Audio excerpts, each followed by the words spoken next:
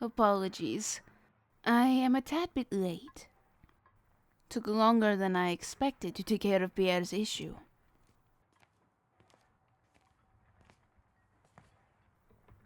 What? Oh, what happened? That idiot hasn't been resting like he should and tore open his stitches.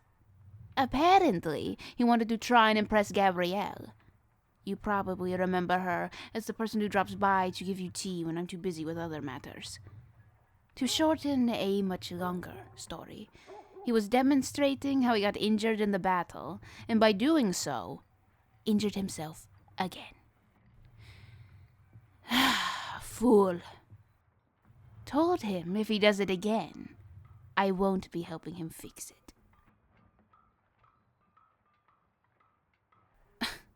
You know more than anyone that I don't actually mean that.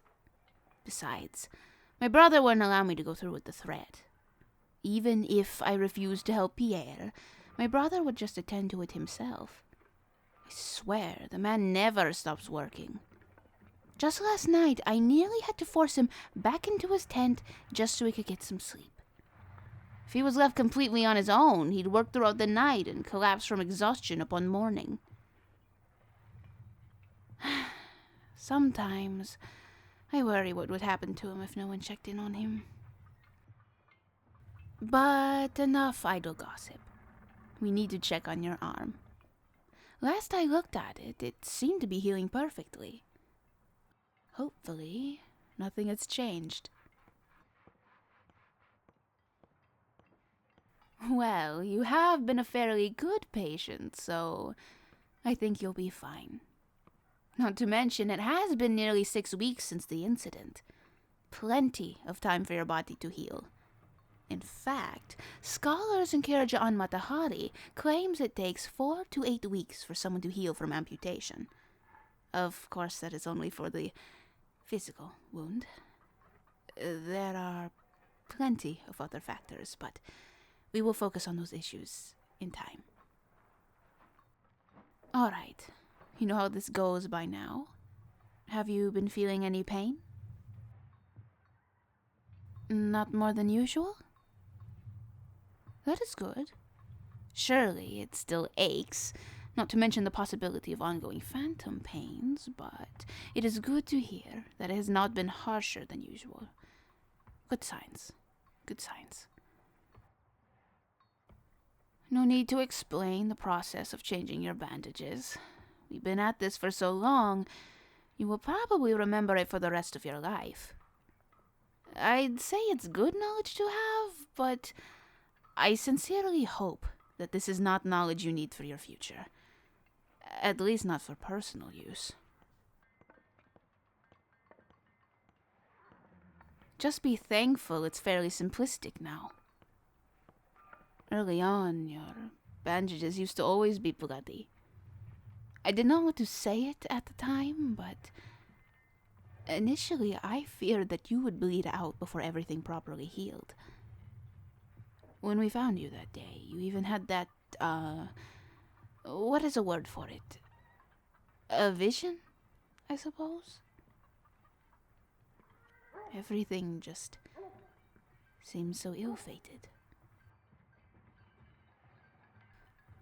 Well, I try not to give in to superstition, but surely in a situation that serious, it's better not to tempt fate.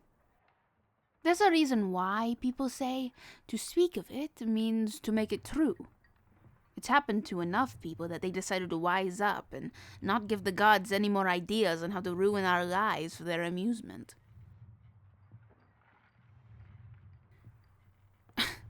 I don't spend all of my days reading medical material. I have heard of the legends before, you know. I was a child once. Surprising, I know.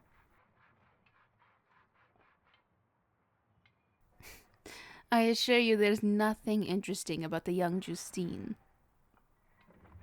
No, there isn't. I was simply a rambunctious little child that used her position as the baby of the family to get what she wanted. regardless if it was another tea cake or one more book in the library. As I got older, my rambunctious nature gave way to stubbornness. So, when my parents initially denied my request to attend the same university as Augustine, I simply gathered my things and fled in the middle of the night. When they got a letter from me announcing my arrival to Kirjaan Matahari, they could no longer deny me.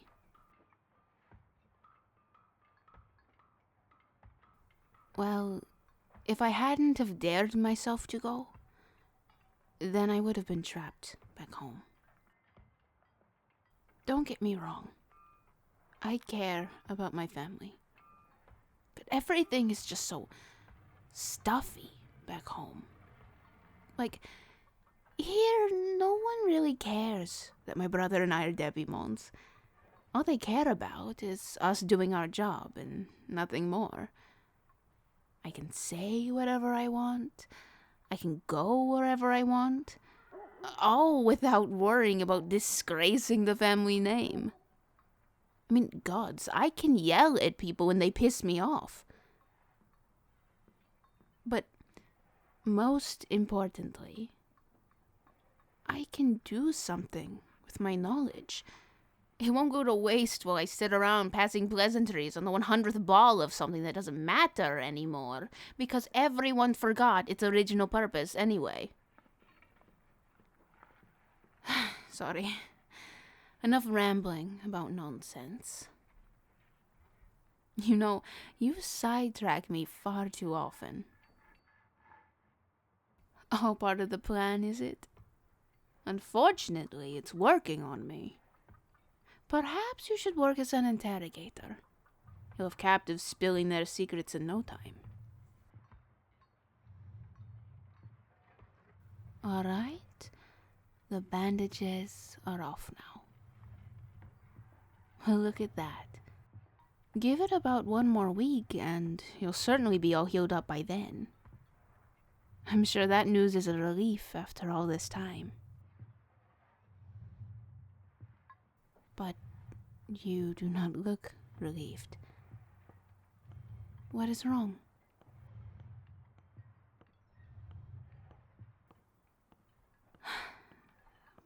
My friend, I told you already.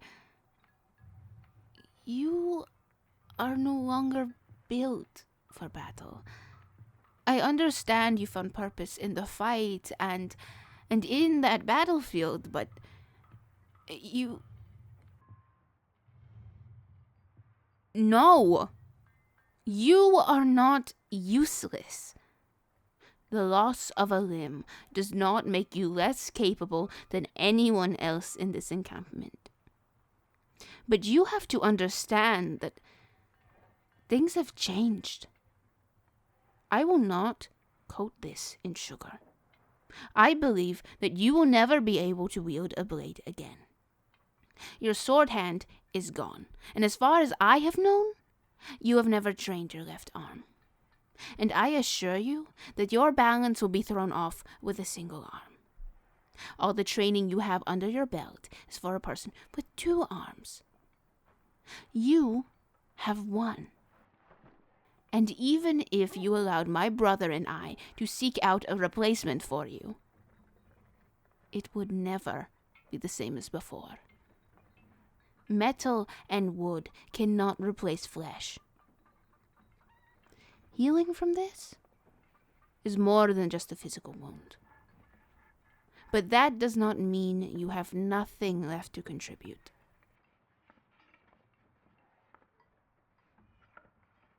Well, I was thinking perhaps you could assist me. You know firsthand how chaotic things are around here. There's always soldiers that need aid, and we're running short on medics and healers. Of course, you are not trained in any of this, so I would not have you running about giving the soldiers a random assortment of herbs you found, but with guidance, perhaps you can provide help in your own way. Besides, you are a soldier. I thought maybe You can connect to them in many ways us cannot. You should know more than anyone that it isn't always the visible wounds that hurt the most.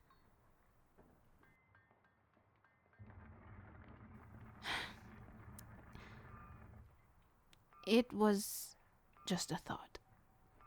If you're not interested, or if you think it would be an ill fit, then think nothing of it. I just wanted you to know that there is an opportunity for you, if you wished it. Now, let me finish up with your arm. I am sure you'd like some time to think. Alone.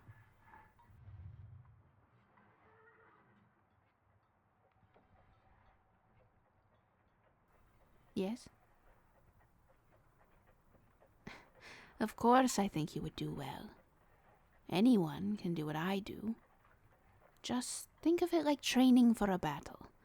But instead of sharpening your blade, you're sharpening your mind. The more you learn, the stronger you are. The more you can help out those in battle.